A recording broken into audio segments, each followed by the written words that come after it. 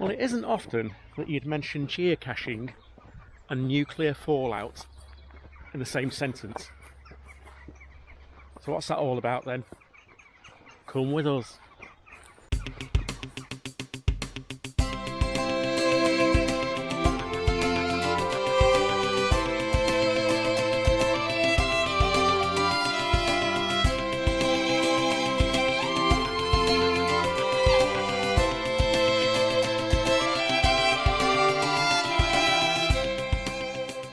Well, we mentioned on a couple of videos about geocaching, treasure hunting for plastic pots, or treasure hunting for grown-ups.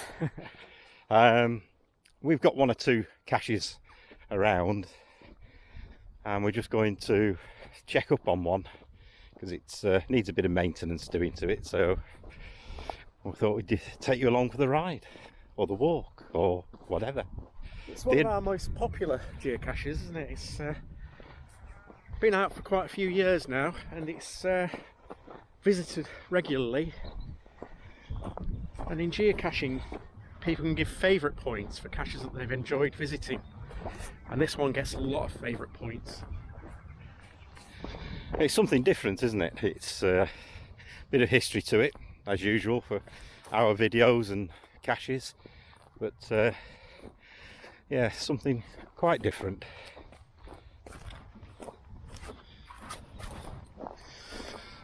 We're on a hill overlooking the Trent Valley. That's about all the clues we can give you, really, isn't it? The reason this cache is where it is because of the history, and the history does involve having to be quite high up. There's another clue. We can't give too many hints away because of geocaching itself, can we? We're going in there.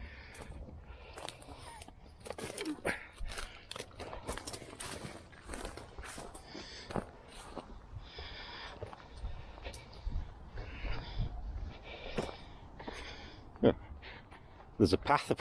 There's a path just down there. Make life easier.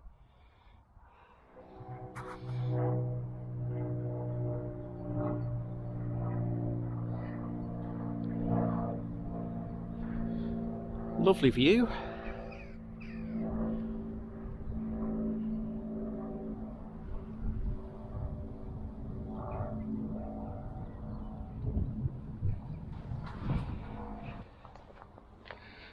So this is where we've got a cache.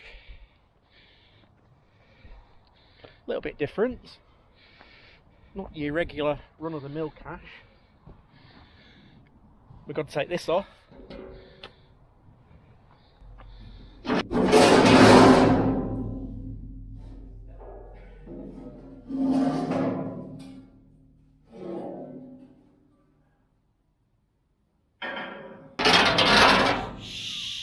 Supposed to be stealth.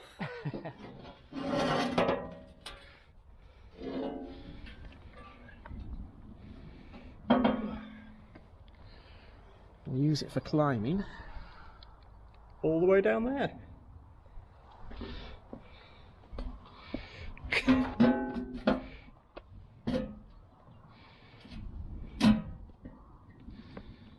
Are you insured?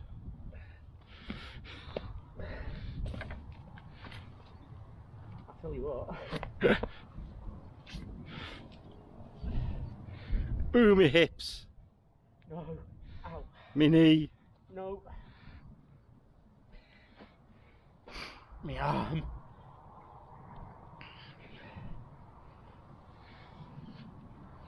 I'll be back.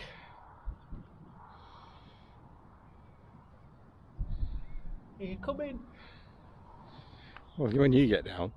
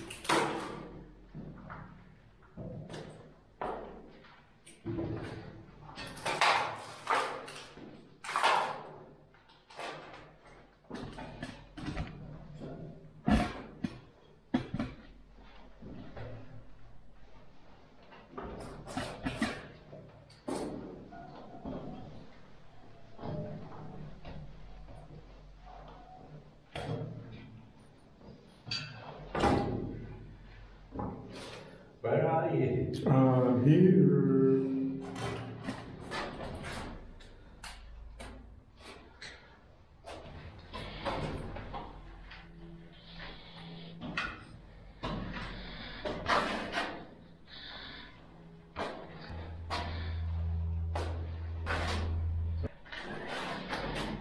So what is this place? Well, during the Cold War, in the 50s and 60s, we had nuclear fallout observation stations, and this is one of them.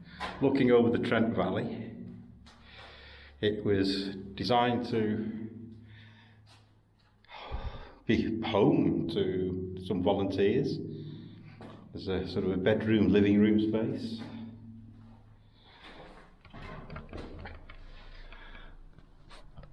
A toilet space.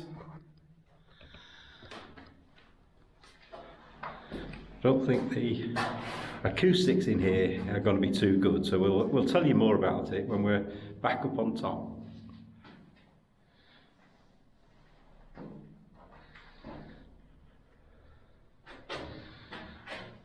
But in here, we've got a geocache hidden. Now where could it be?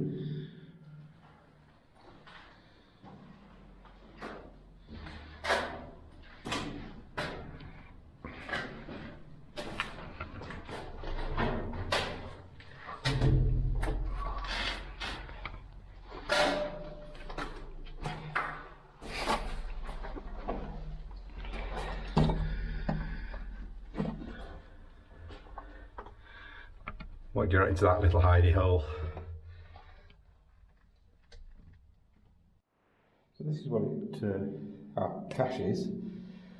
It was magnetised upon a plate in that hole. There's a logbook, Which we've just put in. that's a new logbook.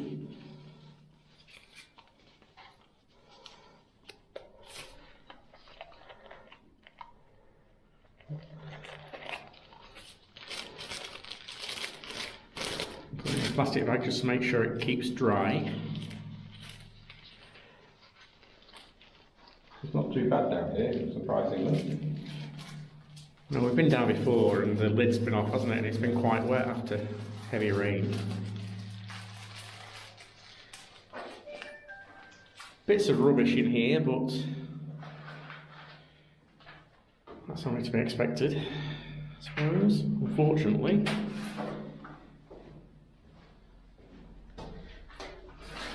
Time to put it back.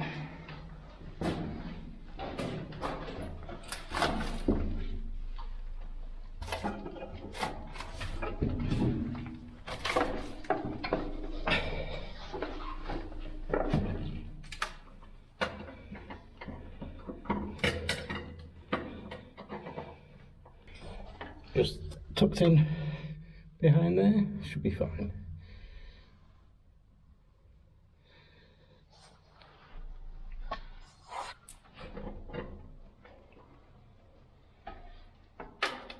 Don't know if you want to pass me another stove. That one there. Which one? That one. See that wooden handle? This? Yeah, that's the one.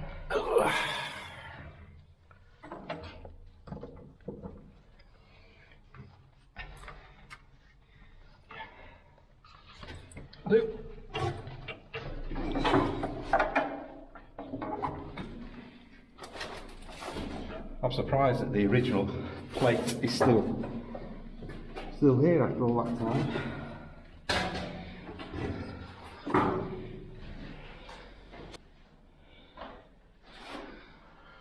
Amazing places. I don't think I'd like to have been down here for a long time.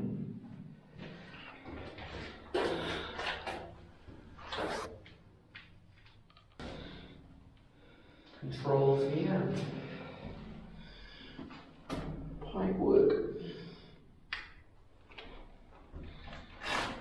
Time to go.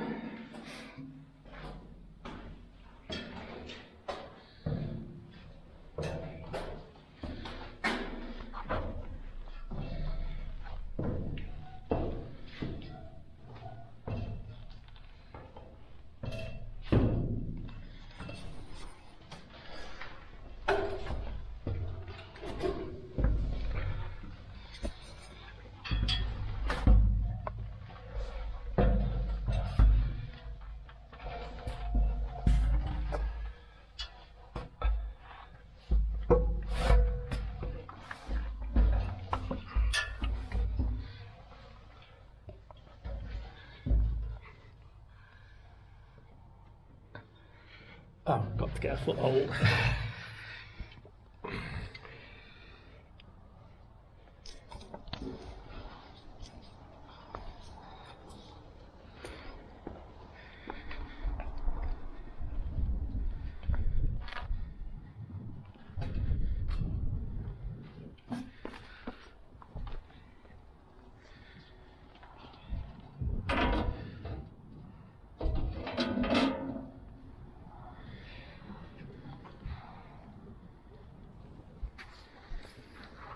Well, these shelters were designed to withstand and reduce the radiation of a nuclear blast. As I was saying, looking over the Trent Valley and just a little bit further along is the old, it's an old trig point, so we are quite high up. But these were used during the Cold War. Most were shut down in 1968 after the Cold War finished, but it wasn't until 1991 that the remainder of these posts were actually abandoned. Some of them obviously are in better conditions than others. Some are preserved, I think, as a bit of a heritage, but they're still accessible. This is our favourite little cache of our own.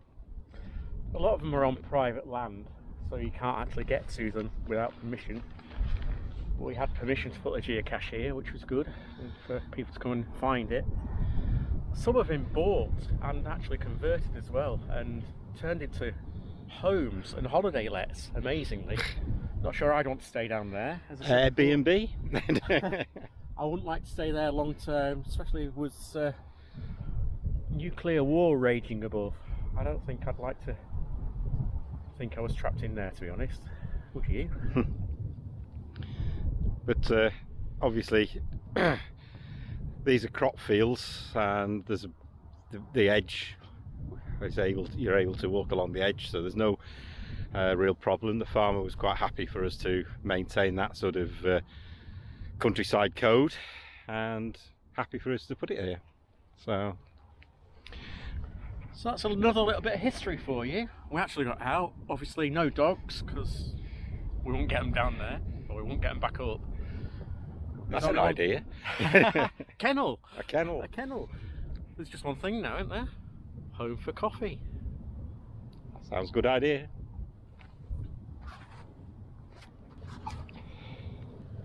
So the bunkers used to have a staff of 4 in there, so it would be very cramped, as you saw from the size of it.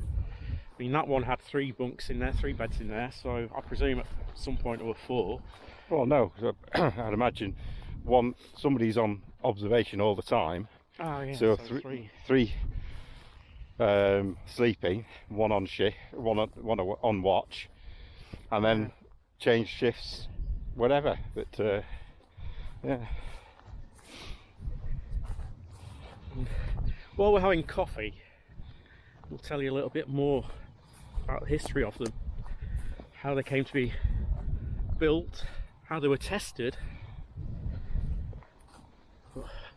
It's a bit nippy out here, so we'll go home and have a coffee while we tell you.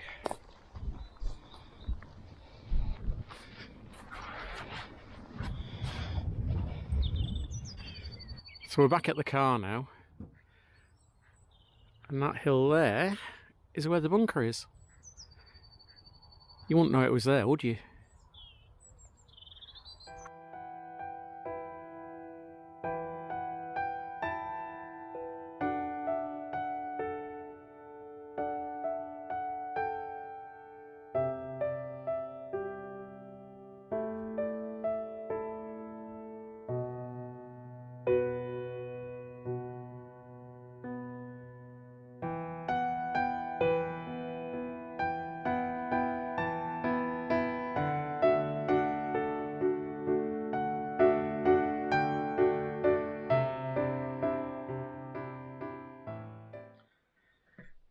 Well, there's your coffee. Thank you. So we're back home, and with a coffee. Much needed coffee. Much needed. So these observation posts were run by the Royal Observer Corps, sorry, monitoring posts, and they were in operation from 1955 to 1991, when the Soviet bloc, the communist bloc, sort of collapsed. First one was built in Farnham in Surrey, wasn't it? That was a test one. The test one. That was in 1956. They have a 14-foot drop access shaft, which is where we went down, a toilet and a storeroom and a monitoring room and bedroom. So very cramped conditions, concrete covered to try and then a lot were covered with earth as well, to try and disguise them more than anything. Yeah. But the first one, obviously they had to test it. They didn't test it with radiation, obviously, no. But they wanted to see how people would cope in them. So they sent 4 people down there and locked them in with just rations beds. and bedding, basically. I've not managed to find out how long they left them in there for, but that was the test. And once they saw that people could cope, they decided to carry on building them. And they're meant to protect by a factor of 1,500 to 1 against the radiation, external radiation. So they are sort of, they were, they did the job.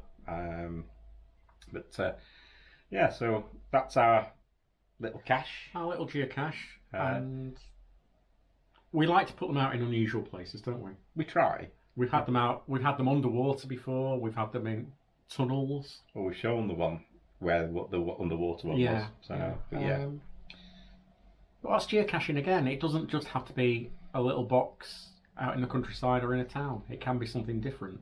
And we've always said that geocaching does take you to some good places and does get you out. So if you ever think about trying it, it's well worth it. Cost you nothing. It doesn't have to cost you anything. The apps are free. The doing it is free.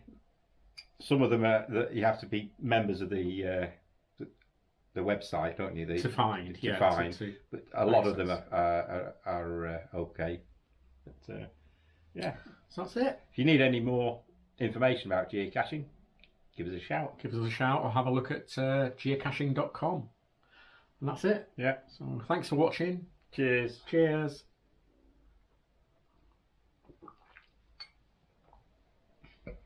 And cut.